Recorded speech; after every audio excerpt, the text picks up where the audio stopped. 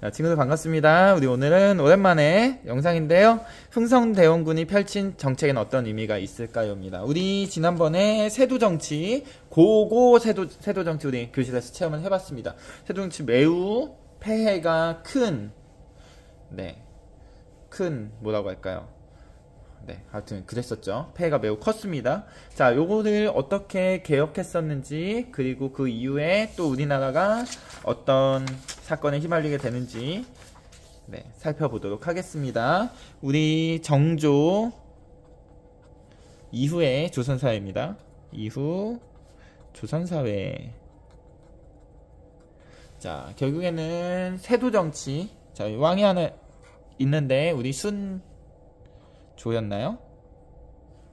순종이네요. 순종. 그쵸? 순종 임금이 너무 어린 나이기도 하고 해서 외척들이 권력을 잡으면 막 마음대로 권력을 막 휘둘렀고요. 안동김씨였었죠.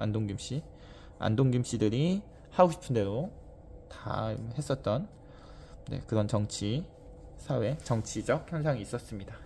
자, 이때 왕은요 거의 허수아비나 다름이 없었습니다. 자, 그 대신 권력을 잡은 사람들은 왕의 외척들이죠. 왕의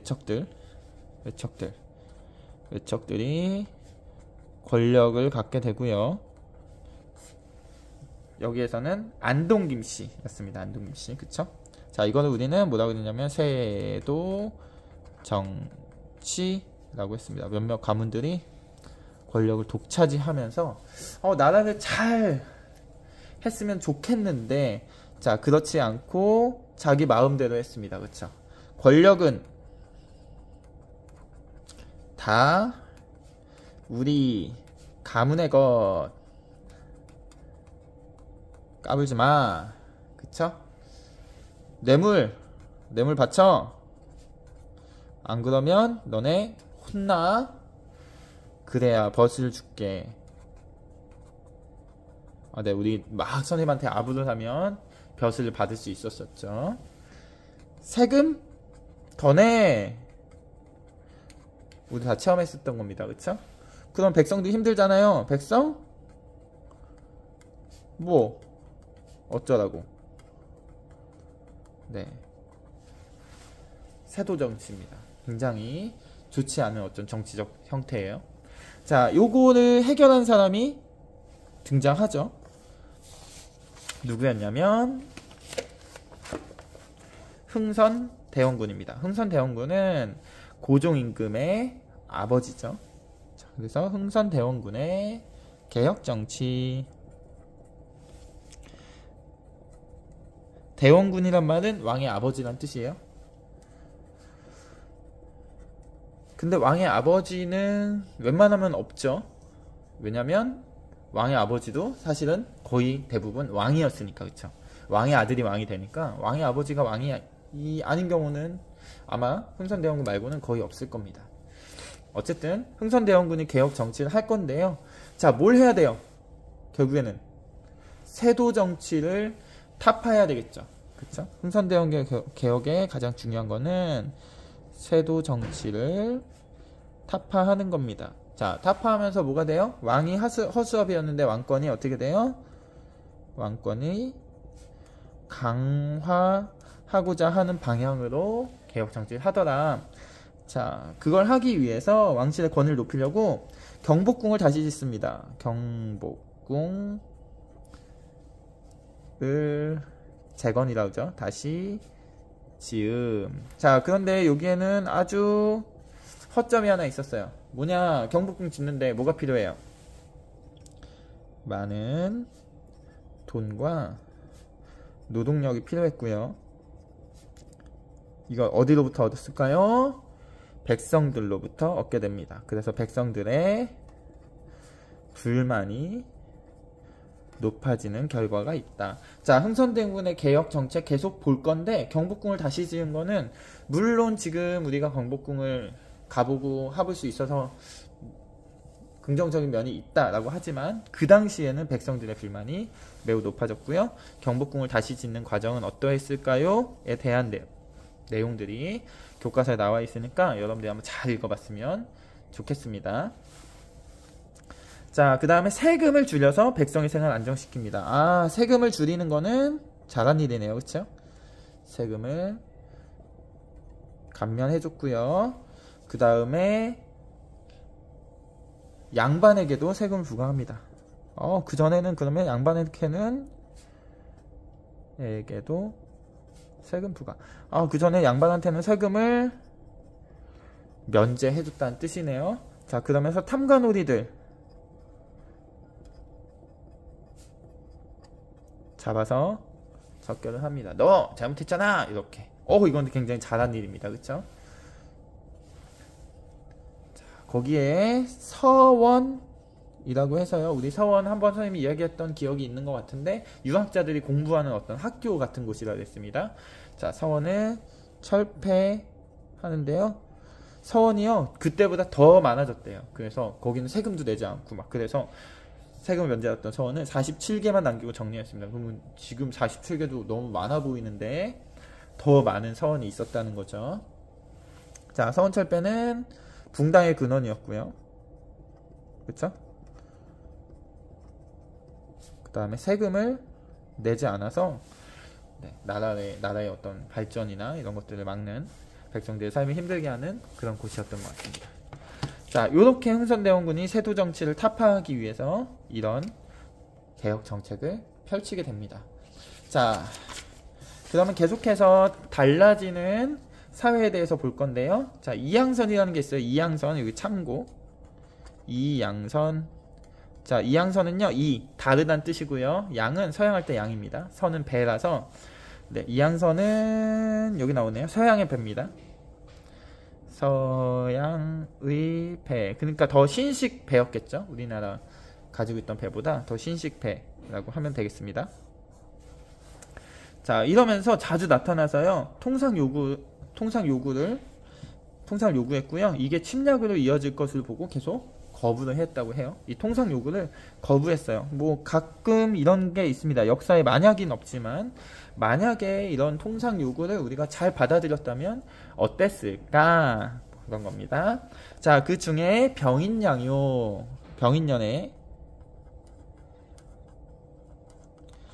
서양의 어떤 나라에 의해서 요란해졌다. 병인양요. 1866년이고요. 나와있죠. 자, 병인양요는 프랑스가 통상 요구를 합니다. 프랑스의 통상 요구. 자, 요거를 조선이 어떻게 했어요? 조선이 거부했어요. 그랬더니 어떻게 했어요? 강화도를 침략했고요. 자, 침략하면서 각종 문화재, 책 등을 약탈해 갔습니다. 자, 특히 여기서 알았으면 좋겠는 말이 하나 또 있는데, 외규장각에 보관되어 있던 외규장각. 자, 규장각 하면 도서관 같은 거죠. 근데 이거를 강화도에 외부에다 세웠다. 그래서 외규장각이라고 했던 것 같고요. 자, 도서관 같은 곳에 보관해 있던 각종 문화재와 책을 약탈해 갑니다. 자, 프랑스와의 통상 요구와 침략에 대한 내용이고요. 자, 옆으로 가면 이제 신미양요 있네요. 신미양요. 자, 신미양요. 선생님은 옛날에 언니 오빠들 가르칠 때 신미니까 미국이라고 외워 라고 막 가르쳤던 것 같아요. 1871년이고요. 신미양요는 미국의 통상 요구입니다. 그리고요, 미국의 배인 제너럴 셔먼호가 평양 대동강에서 나타나 막 횡패를 부린 거예요. 그랬더니 얘네들 불태워 침몰시켰어요. 그러고 났더니 어떻게 해요? 역시 침략을 하게 되죠. 미국의 통상 요구를 역시 조선이 거부를 하고요. 군함을 이끌고 강화도를 침략합니다. 역시 강화도 침략하네요. 자, 왜 강화도를 침략했을지는 나중에 기회가 된다면 우리 지도를 보면서 설명하면 좋을 것 같아요. 자, 요거는 시간 일정 관계상 교실에서 이야기하기도 하고요. 그러면서 조선의 군인들 수백 명이 사상을 입습니다. 사상을 입고요. 극심한 피해를 입죠. 극심한 피해. 자, 그러나 사실 군함 하나로 나라를 전부 정복하거나 할 수는 없어요. 그래서 미군은 끈질긴 저항 끝에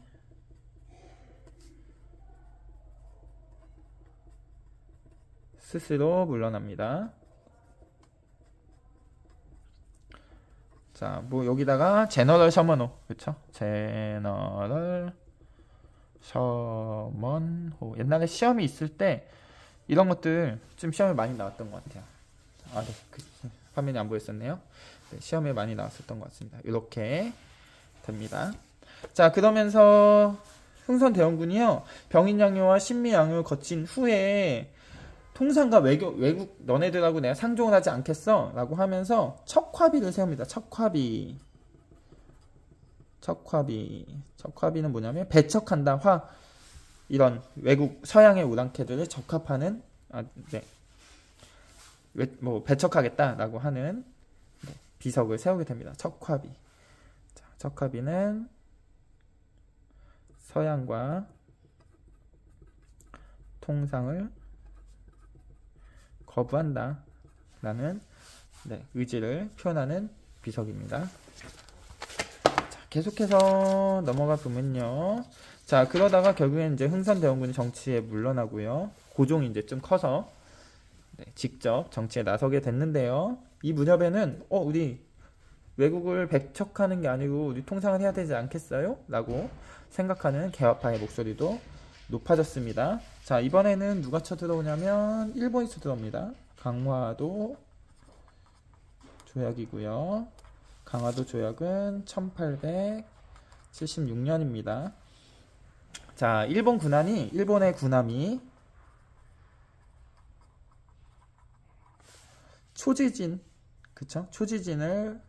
지진에 와서 통상을 요구합니다. 자, 근데 조선 어떻게 했냐면 조선이 대포로 사격을 했어요. 얘네들 봐봐, 우리 척화비까지 세웠고 얘네들이 막 쳐들어왔었잖아요. 대포 사격을 합니다. 그랬더니 일본 군함도 초지진을 공격을 해요. 자, 이 사건을 우리는 운요호 사건이라고 하고요. 이 배 이름이 운요호예요. 운요 사건이라고 하고요. 이거를 바탕으로 통상을 요구합니다. 통상 요구.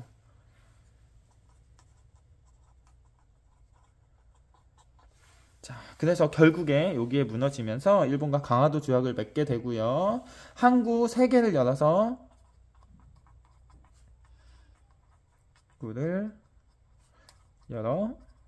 이제 통상을 시작하게 됩니다. 자, 항구는 선생님 잘 기억은 안 나는데 여기 원주였나요? 원주, 그다음 인천, 부산, 요 3군데였던 것 같은데 선생님 확인하고 나중에 다시 알려주는 걸로 할게요. 자, 3개의 항구를 열어서 통상을 시작했고요.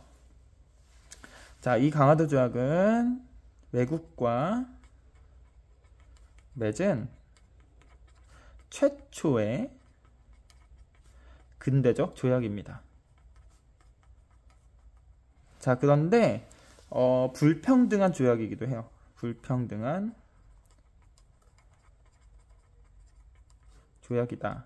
그리고 그 이후에 이제 더 이상 다른 나라와의 통상을 거절할 수 있는 명분이 사라지죠. 그래서 서양 여러 나라와 조약을 맺게 되면서 우리가 계속 힘이 이때부터는 없어지면서 나중에 뭐죠?